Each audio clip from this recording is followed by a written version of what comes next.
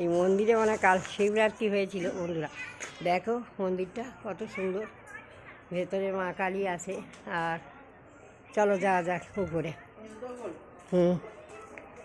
সাজানো গোছানো সুন্দর লাগে। হ্যাঁ, ভিডিও করছি, এগুলো সাজিয়েছি, সুন্দর লাগছে। আর একটু ঘুম পাচ্ছে, যেহেতু গরম পড়েছে ভালো লাগছে না। এই যে ফুল সাজানো।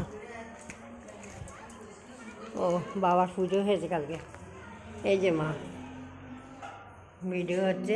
এর আগে আমি একবার এসেছিলাম এখানে। আজ আমার কালী পুজো আছে। বাবার পুজো হয়েছে কাল বলছি। এই দেখো ওখানে কি ঠাকুর আছে ওটা জানি না। মা কালী, খুব সুন্দর কালীটা।